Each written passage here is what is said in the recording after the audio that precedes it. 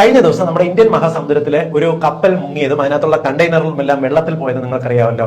കപ്പലിനകത്തുള്ള ഇന്ധനം വെള്ളത്തിൽ കലർന്നിട്ട് അത് മത്സ്യങ്ങൾ കഴിക്കുകയും അവരുടെ ശരീരത്തിനകത്ത് PAH എന്ന് പറയുന്ന ഒരു രാസവസ്തു വരുന്നു. മനുഷ്യർ ഈ മത്സ്യങ്ങൾ കഴിച്ചു കഴിഞ്ഞാൽ ഈ PAH മനുഷ്യ ശരീരത്തിൽ ക്യാൻസർ ഉണ്ടാക്കുന്നു. അതുകൊണ്ട് മത്സ്യങ്ങൾ കഴിക്കരുത് എന്നും തരത്തിലുള്ള ഒരു പ്രചരണം TV ചാനലുകളിലും ന്യൂസുകളിലും സോഷ്യൽ മീഡിയയിലും വ്യാപകമായിട്ടുണ്ട്.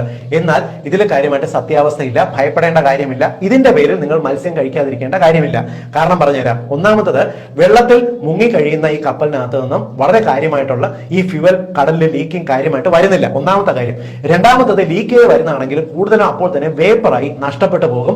കടലിൽ കാലങ്ങളോളം ഇവ ഒഴുകി നടക്കുന്നില്ല എന്നുള്ളതും ഒരു പ്രധാനപ്പെട്ട കാര്യമാണ്. ഇനി മത്സ്യങ്ങളുടെ ഉള്ളിലേക്ക് ഈ രാസവസ്തു ഇന്ധനം എത്തിയിരുന്നാലും PAH ചെറിയ മത്സ്യങ്ങളുടെ ഉള്ളിൽ മാത്രമേ അത് വരത്തുള്ളൂ. വലിയ മത്സ്യങ്ങൾക്കകത്ത് അവയുടെ ദഹന വ്യൂഹത്തിനകത്ത് ഈ PAH-നെ നശിപ്പിച്ച് കളയാനുള്ള ശേഷിയുണ്ട്. അതുകൊണ്ട് വലിയ മത്സ്യങ്ങൾക്ക് ഈ പറയുന്ന പ്രോബ്ലം ഇല്ല.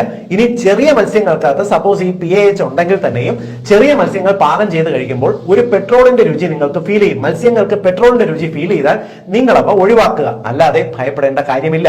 ഇനി നിങ്ങൾ നന്നായിട്ട്, നമ്മൾ പച്ചക്കല്ലല്ലോ മത്സ്യങ്ങൾ കഴിക്കുന്നത്, നമ്മൾ വേവിച്ചിട്ട് കറി വെച്ചിട്ടോ പൊരിച്ചിട്ടോ ആണ് കഴിക്കുന്നത്. പൊരിക്കുകയോ കറി വയ്ക്കുകയോ ചെയ്യുമ്പോൾ ഉയർന്ന ടെമ്പറേച്ചറിൽ ഈ PAH കൂടുതലും ഡിസന്റഗ്രേറ്റ് ചെയ്ത് പോകും എന്നല്ലാതെ ഇവ അവിടെ നിന്നും കൃത്യമായി മനുഷ്യ ശരീരത്തിലേക്ക് വരുന്നില്ല. നിങ്ങൾ ഭയപ്പെടേണ്ട കാര്യമില്ല. മാത്രമല്ല, 1-2 ദിവസം ഇത്തരത്തിൽ PAH കലർന്ന മത്സ്യം